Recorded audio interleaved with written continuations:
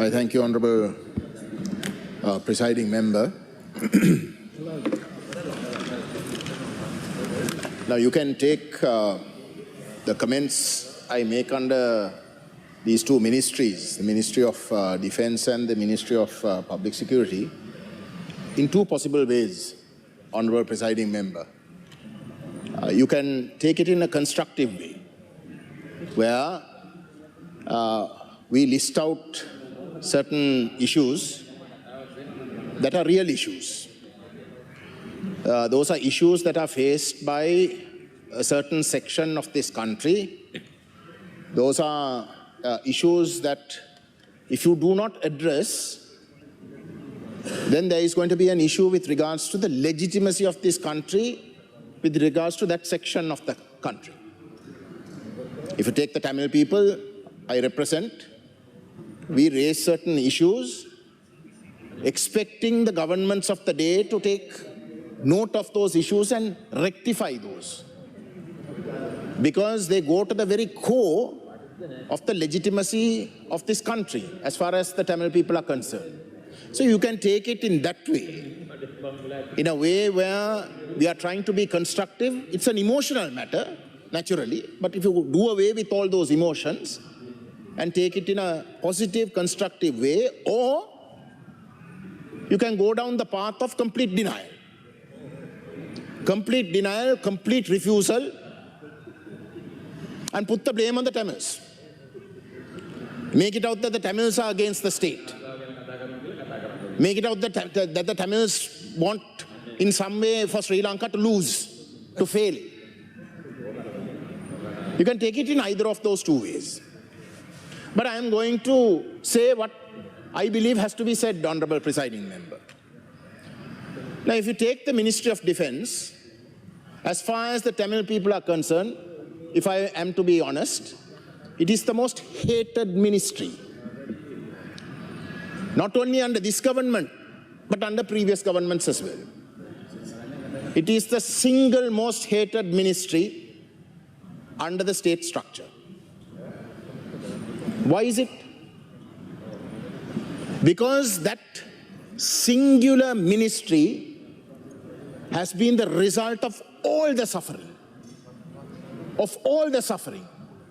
that the Tamil people face. Not only during the war,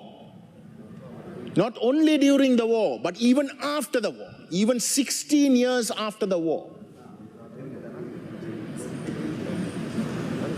So what are you going to do about it? Now, the Honourable Deputy Minister of Defence, in his opening remarks, he referred to certain comments that I had made previously with regards to the military's involvement in spreading drugs, in the Northeast. I stand by what I said. It is not just me. If the Honourable Deputy Defence Minister comes to Jaffna and attends the District Coordinating Committee meetings in Jaffna, he will get to know himself. The military officials are there. The Jaffna command is there when these are spoken.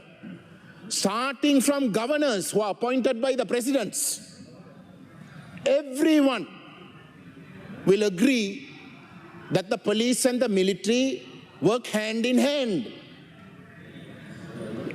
When the complaints of propagating drugs come, all those who are found out to be peddlers of drugs, when they are chased by the people, they go into military camps. They hide in military camps. And when the people then go and try to make complaints to the police refuse to accept complaints. We have made complaints thereafter to the Human Rights Commission that the police are refusing to accept complaints. That is one. That's a reality. Now, you can deny it if you want to. But if you deny it to us, what that means is that you only come across as being part and parcel of the past. You're no different. That is the reality. If you want to be credible, then stop denying it and deal with it. And you will have our cooperation, because it is our people who are affected by it.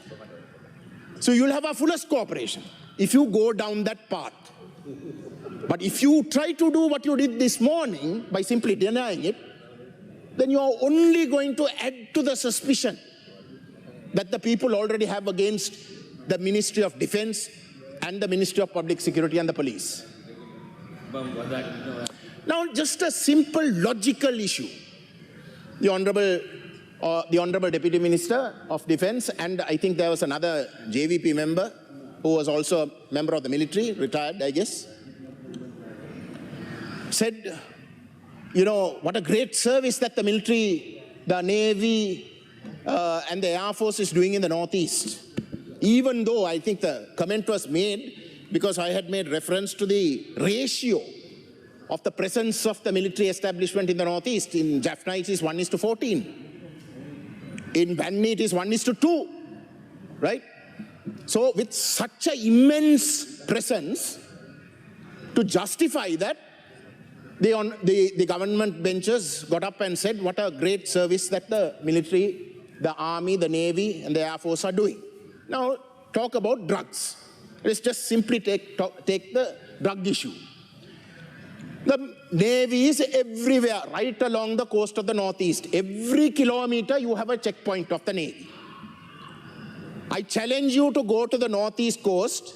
Every kilometer, if not maximum 2 kilometers, you will have a checkpoint of the Navy. Or some camp. They're all occupying private land. Illegally occupying private land, but they're there. They're there. Never have they been present in this way, even during the war. Because the LTT was in control of large areas, right? It is only after the war that the Navy, the Army, and the Air Force have such a massive presence. But it is only after the war that drugs is such a menace in the Northeast. How do you explain that? How do you explain that? It is only after the war. Actually, during the war, when the LTT had a presence, there was no drug issue in the Northeast. Not even in government-controlled areas. Because the LTT had a presence even in government-controlled areas, and those drug traffickers were frightened. So even though the counterinsurgency strategy of the governments of the day was to propagate drugs, they couldn't find people to do it. How is it then that today, after the war, 16 years after, the drugs issue in the Northeast has reached unimaginable heights? How is it? Now, if you try to deny this, honorable ministers, you only add to the suspicion that we already have. So this is the reality, you can't deny it. And this I'm talking about the presence of 1:14, 1:2 is the official figures. We all know what a massive intelligence presence you all have. So to try and deny that the military has no involvement in this curse of drugs is an absolute lie. It's an absolute lie, and it will never be accepted. It will never be accepted. You can deny it as much as you want. Now the other issue for accountability to seriously happen in this country, if you want the Tamil people to accept that Sri Lanka doesn't mean Sinhala Buddhists only, doesn't mean that it is only for the Sinhalese and their intentions for what Sri Lanka is, then you must accept that there were very, very serious crimes that took place during the war. As far as I'm concerned, it was genocide. It was genocide. I'm making that allegation, it is genocide. Now what are you going to do about it? What are you going to do about it? The fact of the matter is, when you have such a massive presence, and when these crimes have taken place, those crimes are not just me, I'm not the one who's talking about it, the whole world is talking about it. The whole world is talking about it, right? Do you want every member of the military, all the three forces, to be suspect of those crimes? Don't you want to clear your names if you are actually not involved in it? Isn't it your own interest and in the interest of this country to clear your names? And how are you going to clear it? I know that all of them are not like that because all the evidence of the genocide, of the crimes against humanity and the war crimes that came out through the military. Because there are people of conscience who couldn't bear the sort of way in which the military behaved. They leaked it out. They took recordings. That is how the evidence went out. That is how today the Sri Lankan military and the Navy has been accused of such heinous crimes. Because they were right-thinking people. They were right-thinking people who said, no, this is not the way a decent military or a decent establishment must behave. But I can't see the difference between that person who thought correctly and those violators. And that is not just me, that is the entire world.